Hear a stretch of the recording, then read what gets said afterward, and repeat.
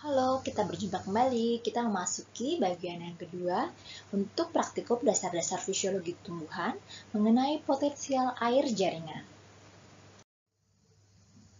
Tujuan pada praktikum kali ini adalah kita akan menghitung potensial air dari suatu jaringan tanaman. Kita pahami dulu bagaimana konsep dasar potensial air jaringan tersebut. Dengan mengetahui potensial air, maka kita bisa menghitung status air dalam jaringan tanaman. Jadi, kita bisa mengkondisikan tanaman dengan kondisi ideal sesuai dengan kebutuhan air tanaman. Atau sebaliknya, ketika kita mengetahui status air dalam jaringan tanaman, kita bisa mengkategorikan apakah tanaman tersebut cukup air atau mengalami kekurangan air. Nah, pada saat ini, kita akan melakukan proses yang namanya gravimetri, di mana pada satu jaringan kita timbang, kemudian kita rendam ke dalam larutan yang konsentrasinya tertentu, kemudian setelah direndam beberapa saat, kita timbang kembali. Jika jaringan tersebut tidak mengalami perubahan, maka keseimbangan dinamis sudah terjadi. Artinya adalah bahwa potensial air dalam jaringan tersebut sama dengan potensial larutan. Nah, potensial air sendiri merupakan energi bebas per mol air dengan satuan atmosfer, bar, atau Pascal. Nah, potensial air ini dipengaruhi oleh potensial solut, potensial tekanan, serta potensial matriks. Sehingga rumus dari potensial air sama dengan potensial solut ditambah dengan potensial tekanan ditambah dengan potensial matriks. Nah, potensial solut sendiri merupakan penurunan energi bebas air dibandingkan dengan air murni. Air murni memiliki tekanan maksimum 0 bar, sehingga ketika ada satu larutan yang memiliki zat pelarut, maka energi bebas air tersebut mengalami penurunan. Nah, penurunan tersebut dinamakan potensial solut. Jadi, penurunan energi bebas air dalam suatu larutan karena adanya interaksi air dengan solut atau zat yang terlarut inilah yang dinamakan sebagai potensial solut. Potensial solut sendiri dipengaruhi oleh molalitas, derajat ionisasi, derajat hidrasi, serta suhu. Sehingga dengan demikian maka potensial solut bisa dirumuskan menjadi minus molalitas dikali dengan derajat ionisasi dikali dengan ketetapan gas dikalikan dengan suhu. Potensial air inilah yang akan menyebabkan adanya pergerakan molekul atau senyawa. Sehingga kita bisa kenal adanya transport secara aktif atau pasif. Kalau aktif, kita membutuhkan energi atau muatan untuk memindahkan molekul tersebut. Contohnya adalah memompa K atau memompa natrium. Kemudian, kalau transport pasif itu adalah perpindahan molekul tanpa adanya muatan atau energi. Dicontohkan dalam proses difusi dan osmosis. Nanti kita akan bahas sendiri apa itu difusi dan apa itu osmosis. Difusi seperti gambar yang kita lihat adalah pergerakan partikel dari tempat dengan potensial kimia yang lebih tinggi ke potensial kimia yang lebih rendah karena energi kinetiknya sendiri, sampai terjadi keseimbangan dinamis. Nah, tadi keseimbangan dinamis artinya bahwa partikel tetap bergerak, tetapi jumlah bergerak yang keluar dan yang masuk itu sama, sehingga tidak terjadi adanya perubahan berat. Contoh difusi dalam tanaman adalah masuknya CO2 ke dalam tubuh tanaman melalui stomata ataupun keluarnya oksigen atau O2 serta H2O dalam tubuh tanaman. Kenapa bisa berpindah? Karena adanya perbedaan konsentrasi kimia di mana pada saat fotosintesis tanaman akan banyak menghasilkan oksigen serta H2O, sehingga pada jaringan tanaman akan mengalami kenaikan potensial kimia, di mana potensial pada jaringan tanaman lebih tinggi dibandingkan dengan di lingkungan, sehingga ketika stomata membuka, maka oksigen dan air atau H2O dalam bentuk uap akan keluar melalui stomata. Demikian juga pada saat siang hari melakukan fotosintesis, CO2 di dalam tubuh tanaman digunakan untuk proses tersebut, sehingga konsentrasinya lebih sedikit atau lebih rendah dibandingkan dengan konsentrasi yang di lingkungan. Akibatnya, ketika stomata membuka, maka CO2 dari lingkungan di mana konsentrasinya lebih tinggi akan bisa masuk melalui lubang stomata ke dalam jaringan tanaman. Berikut adalah faktor yang mempengaruhi difusi. Yang pertama suhu, yang kedua berat molekul, yang ketiga kelarutan, yang keempat adalah beda potensial kimia. Untuk yang pertama suhu. Suhu semakin tinggi artinya gerakan ion atau gerakan partikel juga akan semakin cepat. Hal ini mengakibatkan difusi akan berjalan lebih cepat. Kemudian berat molekul.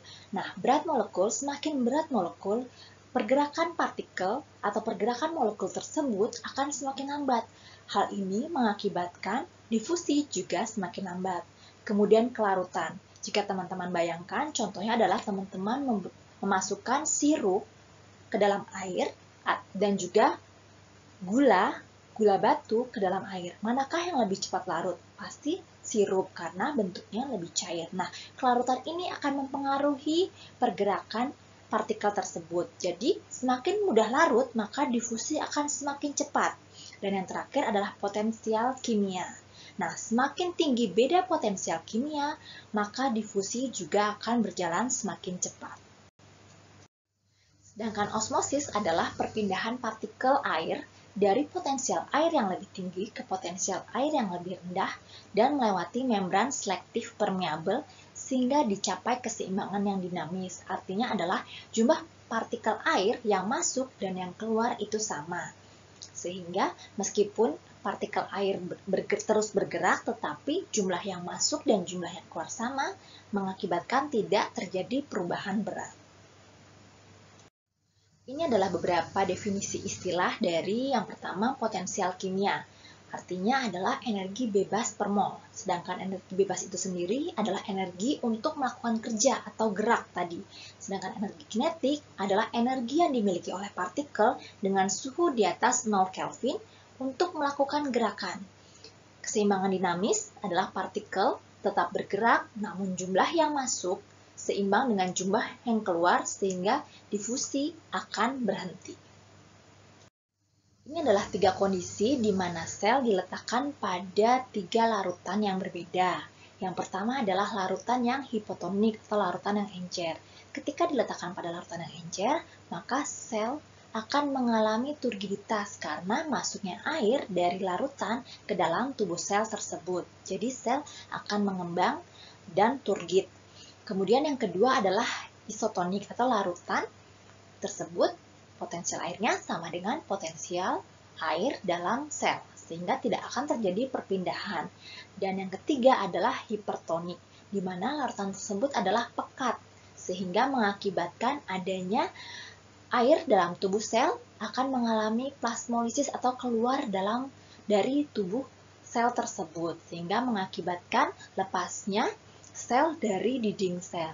Nah, sampai plasmolisis batas, maka sel tidak akan mampu lagi untuk menjadi turgid karena inti sel sudah terlepas dari dinding sel tersebut. Nah, tadi kalau kita berbicara tentang osmosis, kita mengenal bahwa perpindahan partikel air tersebut melalui membran. Nah, kita kenal beberapa sifat-sifat membran yaitu permeabel bahwa bisa dilewati oleh solvent dan juga solutnya. Kemudian yang semi permeabel itu hanya bisa dilewati oleh solventnya saja. Sedangkan membran selektif permeabel bisa dilewati oleh solvent dan juga solut tertentu. Artinya tidak semua solut bisa melewati membran selektif permeabel. Sedangkan membran impermeabel adalah membran yang tidak bisa dilewati oleh solvent maupun solut. Nah, contoh dari membran tersebut adalah membran plasma, membran vakuola, serta membran kloroplast. Ini adalah contoh proses di mana sel bisa mengalami plasmolisis dan turgid. Ketika sel diletakkan di dalam larutan yang hipotonik, maka akan mengalami penyerapan air atau perpindahan air dari larutan ke dalam sel, sehingga sel bisa menjadi turgid. Sedangkan ketika diletakkan pada larutan yang pekat atau hipertonik, maka cairan sel akan keluar atau plasmolisis sehingga sel akan mengempis dan kita bisa lihat dari tanaman yang layu. Nah, ini contohnya bisa mengembang kembali ketika mengalami deplasmolisis, akhirnya turgid, sedangkan pada yang larutan hipertonik akan mengalami plasmolisis. Kita akan memasuki ke pelaksanaan metode praktikum pada kali ini. Untuk bahan yang digunakan, yang pertama sukrosa. Sukrosa ini kita gunakan untuk larutan perendamnya. Kemudian kentang adalah jaringan yang kita gunakan. Alat yang digunakan adalah yang pertama saringan, yang kedua alat pemotong, yang ketiga timbangan, yang keempat adalah stik tabung untuk menyetak jaringan nanti, kemudian gelas serta sendok. Gelas ini digunakan untuk nanti larutan diletakkan dan untuk merendam. Ini adalah perlakuan larutan sukrosa yang kita akan gunakan. 0 artinya air murni, air saja tanpa sukrosa, kemudian 0,2 molalitas, 0,4, 0,6, 0,8, serta 1 molalitas. Inilah langkah kerja untuk mencetak bagaimana jaringan tersebut cetak dengan luas penampang yang sama. Yang pertama, kita cetak kentang tersebut menggunakan tabung pencetak sehingga terbentuklah tabung kentang. Kemudian dari tabung ini kita potong setebal 3 mm. Nah, sebanyak 10 potongan yang panjangnya 3 mm ini kita timbang berapa berat mula-mula.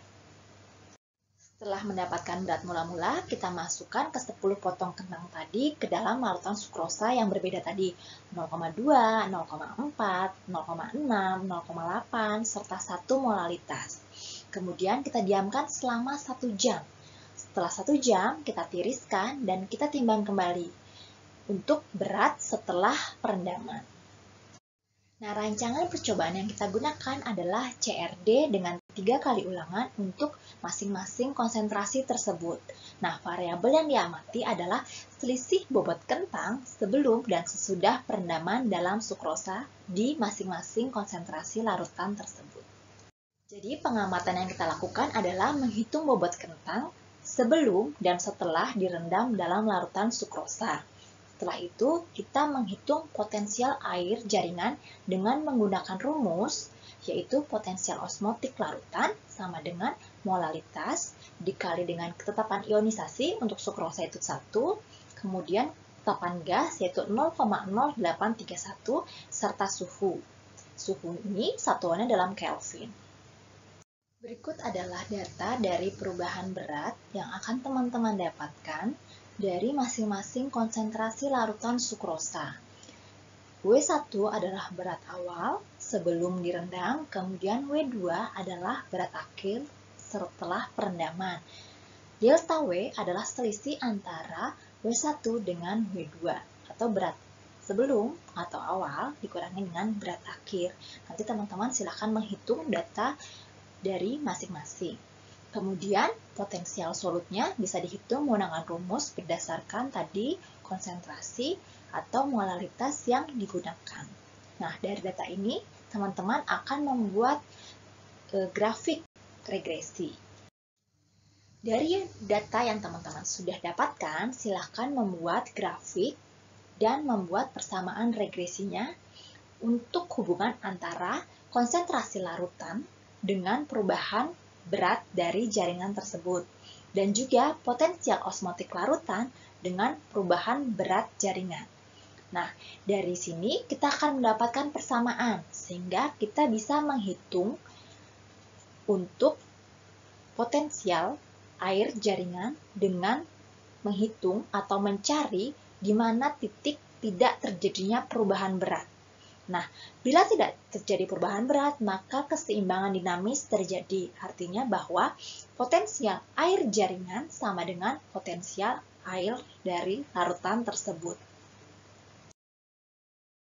Hitung potensial air dari suatu jaringan, teman-teman silahkan membuat laporan dengan kisi-kisi sebagai berikut. Berikut adalah kisi-kisi dari pembahasan laporan yang teman-teman harus selesaikan. Yang pertama, apakah yang dimaksud dengan potensial air jaringan? Yang kedua, apakah hubungan antara potensial air, potensial solut, potensial gravitasi, dan potensial tekanan? Kemudian yang ketiga, metode yang digunakan untuk mengamati potensial air jaringan. Yang keempat, faktor yang mempengaruhi potensial air jaringan tersebut. Yang kelima, tentukan nilai molalitas larutan saat terjadi keseimbangan dinamis. Nah, teman-teman silahkan lihat dari grafik yang sudah dibuat.